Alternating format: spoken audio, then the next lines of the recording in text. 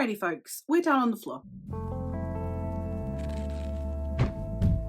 I am unhauling, and I'm not unhauling in the typical sense. These are books that I am taking off of my TBR. They're not books that I'm necessarily getting rid of. They're not books that I think I'll never want to read. They're just ones that have been sitting on my TBR for so long, and I'm not reaching for them, and I clearly don't want to read them right now. They're coming off the TBR. They've been potentially read by someone in the family already, or they are books that don't really have the same kind of draw for whatever reason, and I'll have to be in a very specific mood to want to read them, so they're coming off the TBR. I'm going to start by talking about some of my non-fictions. Non-fiction is one that I have to be in a really particular mood for, and now that I have so many fantasies that I'm super excited to read and it is more my genre, I've just not been reaching for them. But if I am in the mood to read a non-fiction, that's fine. I've kept two priority ones on here out of all of my non-fiction, which are Educated by Tara Westover and Attila the Hun by John Mann. Those are the only two that I'm going to be keeping on my TBR shelves at present. But some of the ones that are going to be coming off of my TBR for the time being are The Spanish Civil War by Paul Preston. This is one that I am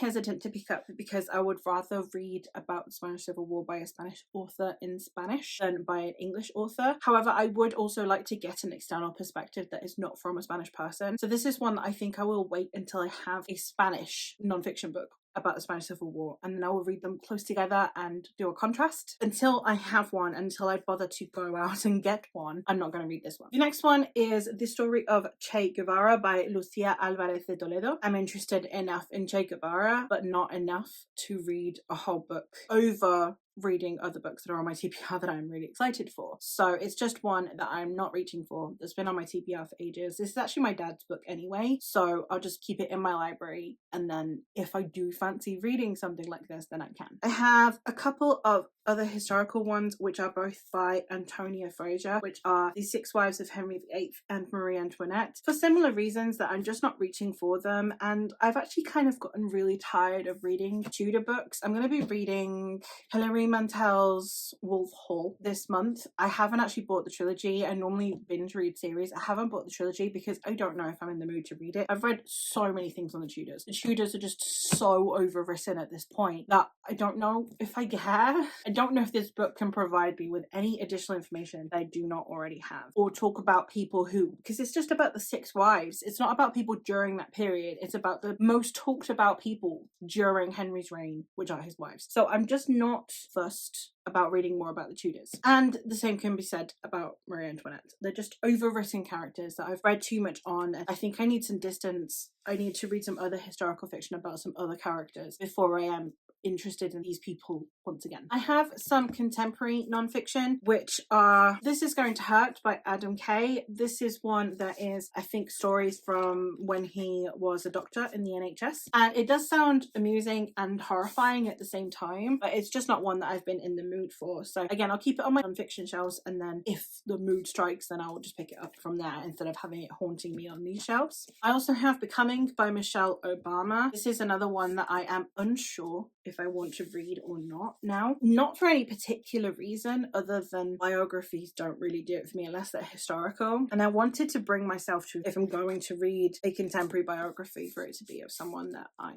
admire. I don't know if this is going to be something I'm going to want to read. I do also have one that, again, I'm probably going to get to, but I don't need to have haunting me on my shelves at the moment, and that is My Brief History by Stephen Hawking. He is someone that I find very interesting. I do actually want the memoir that was written by his wife as well, because I would like to have the two to be able to once again contrast. So again, until I have that one, I won't read this one, but it's not one that I am uninterested in reading. I just know I'm not going to get to it anytime soon. I have one classic, which is The Waves by Virginia Woolf. I basically only ever read classics now if it's for some kind of readathon. I'll keep it on my shelves, and then if I fancy reading it, I will. It doesn't need to go anywhere. It's not going to take up space, so it doesn't matter. I have 3 historical fiction novels that I'm taking off of my TBR for the time being, which are The Last Conquest, 1066 by Beric Coates. This is one that I have seen this time period done in lots of different ways, and when I found out that this is actually the first book in a series, I became less interested in it because I thought it was a standalone, and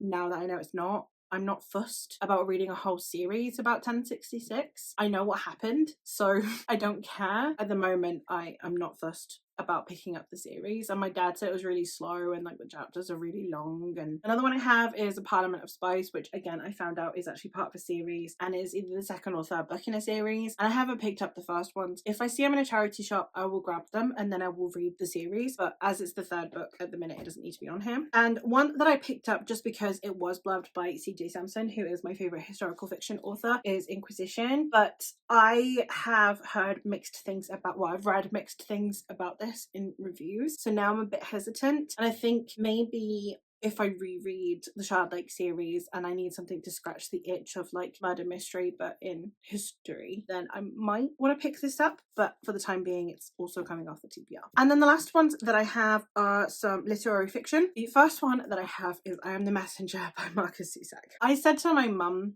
that I would read this because she liked it, because I like the book Thief. But the plot of this one just doesn't interest me at all. So I'm not going to say never, because my tastes might change. But as it currently stands, this is really uninteresting to me. And a similar thing can be said for Bridge of Clay by Marcus Zusak. I like The Book Thief because of the setup of The Book Thief, not because it's Marcus Zusak. And I've also heard that people that like The Book Thief don't necessarily like either of these, so I am not fussed about reading these. I will keep them, but I'm not fussed. But that is it. Those are the books that are, again, not being on hold, but books that are coming off of my TBR. We shall see how I fare with reducing this even a little bit more. I'd like to make space so that I can get more fantasy, more that I'm super excited for. I want these shelves to be solely me staring at them and being like, I want to read every single one of them. And these were not doing that. I didn't stare at these and be like, oh my god, I really want to read you. So that's why they're coming off. That is it for me for today. So I hope that you've enjoyed, and let me know your thoughts on any of these, or if you do something similar, if you keep books but you take them off of your TBR, and I will hopefully catch you in another video